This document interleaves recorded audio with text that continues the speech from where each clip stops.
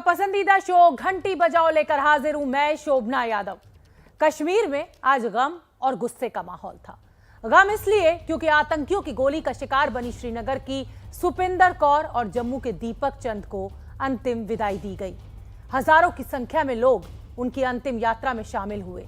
और गुस्सा इसलिए क्योंकि आतंकी एक बार फिर घाटी का अमन छीनना चाहते हैं, वहां नफरत का जहर घोलना चाहते हैं। और इसी गुस्से का इजहार करने के लिए श्रीनगर और जम्मू की सड़कों पर लोग उतर पड़े और उन्होंने साफ शब्दों में आतंकियों को यह पैगाम दे दिया कि कश्मीर अब आतंकियों की साजिश का शिकार नहीं बनेगा। आप फोन उठाइए, घंटी बजाइए 8422840000।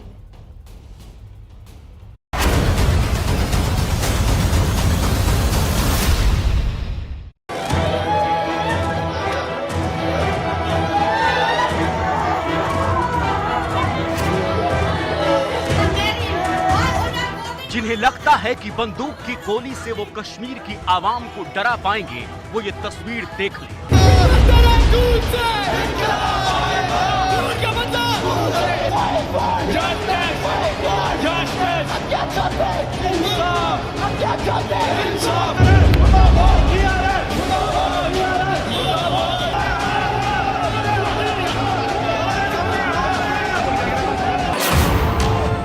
जिन्हें लगता है कि बेगुनाहों की जान लेकर वो घाटी में फिर से दहशत कायम कर पाएंगे, वो इन आवाजों को सुन।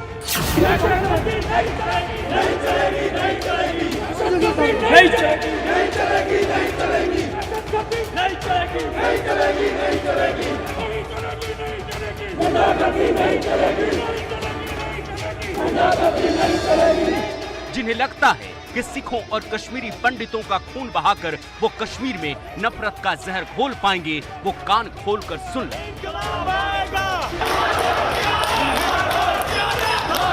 बिल्कुल सामने जाहिर है कि यहाँ पर अभी भी कई ऐसी फोर्सेस लगी हुई हैं जो हालात को खराब करने में लगी हुई हैं, लेकिन हम ऐसा कभी नहीं होने देंगे। जिन्हें लगता है कि उनकी नापाक साजिशें कश्मीर का अमन छीन लेंगी, वो संभल जाएं।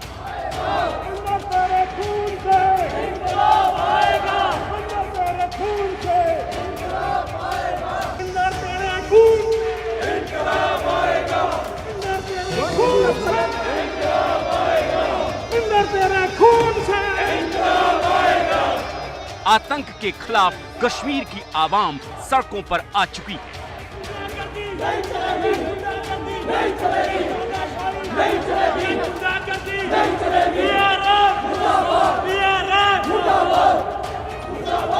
श्रीनगर से लेकर जम्मू तक लोग गुस्से में। पाकिस्तान पाकिस्तान आतंकवाद आतंकवाद पाकिस्तान पाकिस्तान पाकिस्तान भारत माता की भारत माता की भारत माता की। यहाँ गुस्सा भी है और गम भी। श्रीनगर के ईदगाह इलाके में government boys higher secondary school के प्रिंसिपल सुपिंदर कौर और टीचर दीपक चंद को आतंकवादियों ने जिस बर्बरता से मारा, उससे लोगों का गुस्सा उबाल पर है। आज जब श्रीनगर में सुपिंदर कौर की अंतिम यात्रा निकली तो हजारों की संख्या में लोग उसमें शामिल हुए।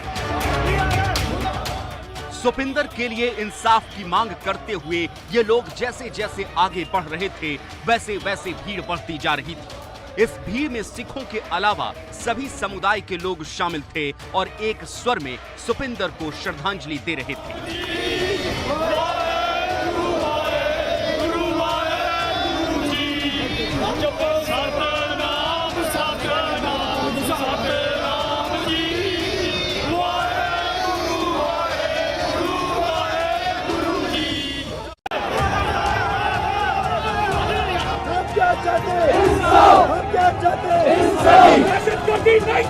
नहीं चलेगी। सुपिंदर कौर की याद में हर आंख नम थी। उनकी निर्मम हत्या ने सबको झकझोर कर रख दिया है। जिस आतंकी संगठन टीआरएफ ने इस हत्या की जिम्मेदारी ली। उसने अपना बयान जारी करते हुए कहा था कि सुपिंदर को इसलिए मारा क्योंकि 15 अगस्त को उन्होंने कुछ बच्चों पर तिरंगे को सलाम करने के लिए कहा था। देश के वो दुश्मन ये भूल गए कि तिरंगा हर हिंदुस्तानी की शान है, इसीलिए आज पूरा हिंदुस्तान सुपिंदर के साथ खड़ा है।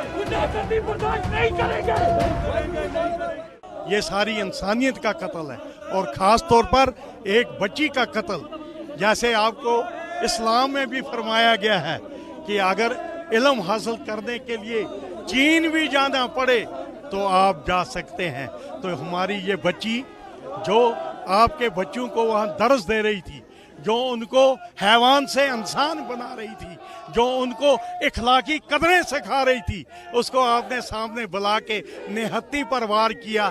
ना ये इस्लाम बताता है, ना ये कोई मजहब बताता है। आज एक बेगुनाह को मारना और एक उस शख्स को मारना जो यहाँ तालीम का दर्स दे रही थी, हमारे सब बच्चों को पढ़ा रही थी। आपको ये जान के भी हैरानगी होगी कि ये अपने तनख्वाह के पैसों से एक हैंडीकैप्ड बच्ची को पढ़ा रही थी, उसके सारे खर्चे का जिम्मा इन्होंने लिया हुआ था। ऐसी नेक औरत को मार के इंसानियत का खून हुआ। इंसानियत और कश्मीरियत का कत्ल करने वाले बुज़दिल आतंकियों को आज कश्मीर ने फिर से चुनौती दी है। तो बहुत ज्यादती हो रही है। हमारे सब इस तरह हमारी औरत मारी गई जो कि निहत्ती थी। किसी सरदार को मारते, मुझे को मारते, मैं खुश था। दो बच्चे छोटे हैं उसके, ये बुज़दिल हरकत की होते हैं। सुपिंदर कौर की हत्या की खबर मिलने के बाद उनकी बूढ़ी मां ने भी इसी तरह आतंकियों को ललकारा था।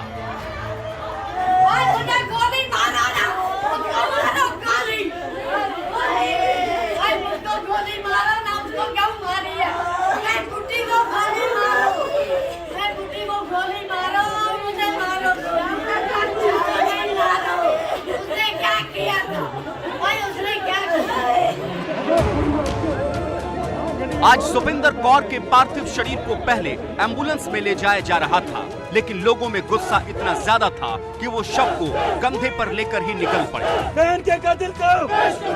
अंतिम संस्कार से पहले वो सिविल सेक्रेटेरिएट के बाहर धरने पर बैठ गए, इंसाफ की मांग करने लगे।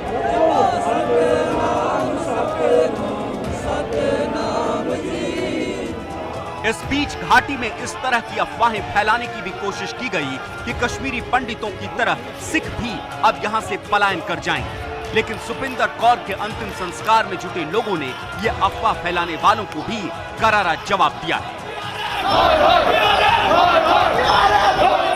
ये जंग हमने पिछले 30-32 साल से एक साथ लड़ी है, आगे भी हम इस लड़ेंगे।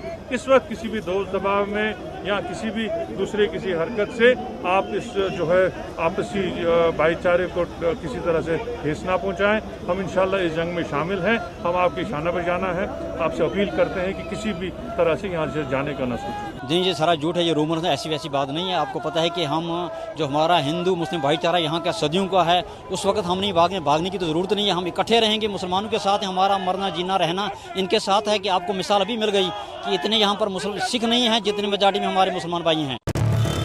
एक तरफ आम आदमी तो दूसरी तरफ नेता भी कश्मीर का माहौल बिगाड़ने की इस साजिश के खिलाफ खड़े दिखे।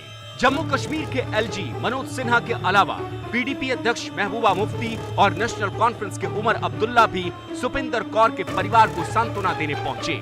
साथ ही उन्होंने कश्मीर के लोगों से अपील की कि आतंकियों के मंसूबे को नाकाम करना है तो कश्मीर के लोगों को यहाँ रहने वाले अल्पसंख्यकों के साथ खड़े होना होगा। मकसद यही है कि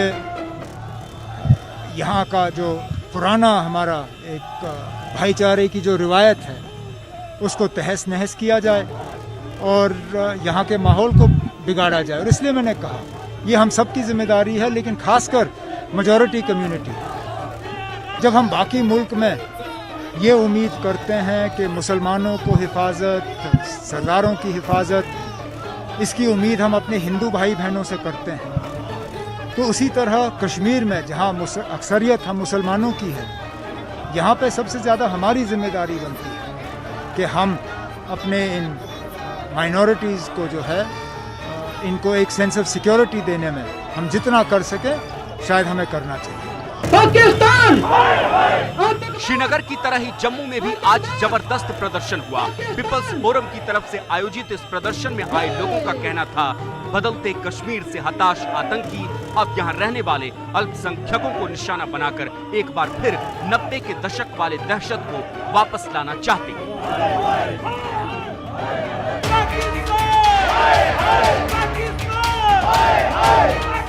अल्पसंख्यकों को निशाना बनाए जाने के खिलाफ वकील भी सड़कों पर उतरे।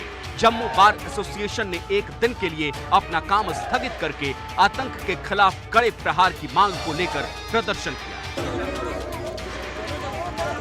श्रीनगर में आतंकियों की गोली का शिकार हुए दीपक चंद का परिवार जम्मू में ही रहता है। दीपक कुछ दिनों पहले ही जम्मू आए थे। उस वक्त उनकी छोटी बेटी ने उन्हें श्रीनगर जाने से रोका भी था। तब किसी ने नहीं सोचा था कि अब दीपक का पार्थिव शरीर यहाँ लौटेगा। दीपक के परिवार के साथ पूरे जम्मू में इस घटना को लेकर गुस्सा है। दीपक कश्मीरी पंडित थे, शायद इसीलिए आतंकियों ने दीपक को चुना। आज उनके पार्थिव शरीर को तिरंगे में लपेटकर अंतिम संस्कार के लिए ले जाया गया। पिछले कुछ दिनों में आतंकवादी जिस तरह निर्दोष नागरिकों की हत्या कर रहे हैं, उसे लेकर जम्मू कश्मीर के लोगों का ये गुस्सा आतंकवादियों के लिए चेतावनी है। अब तक आतंकवादियों को लगता था कि श्रीनगर में सिर्फ आतंकियों के जनाजे में ही भीड़ जुटती है, लेकिन बदले कश्मीर में अब घाटी का माहौल भी बदल चुका है। यहाँ अब आजादी की जगह आतंकियों के खिलाफ नारे लगते हैं।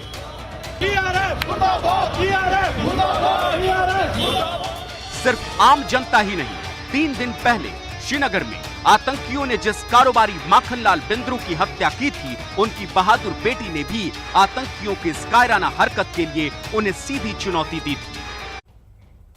तो कश्मीर का अमन छीनने वालों के खिलाफ कश्मीर के लोगों ने घंटी बजा दी है।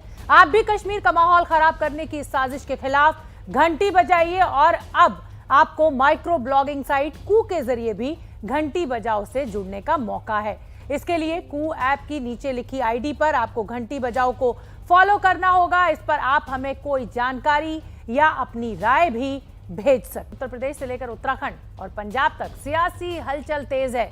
एबीपी न्यूज के लिए सी वोटर ने सर्वे किया, जिसके मुताबिक उत्तर प्रदेश में बीजेपी की फिर सरकार बन सकती है। हालांकि समाजवादी पार्टी को भी पिछले चुनाव के मुकाबले करीब 100 सीटों का फायदा होता हुआ इस सर्वे में दिखाई दे रहा है।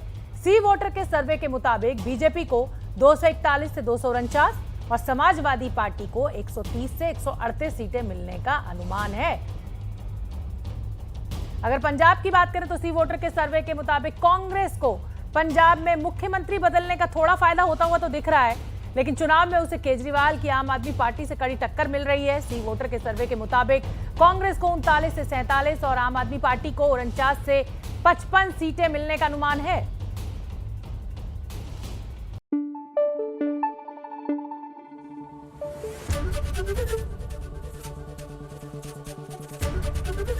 एबीपी न्यूज आपको रखे आगे।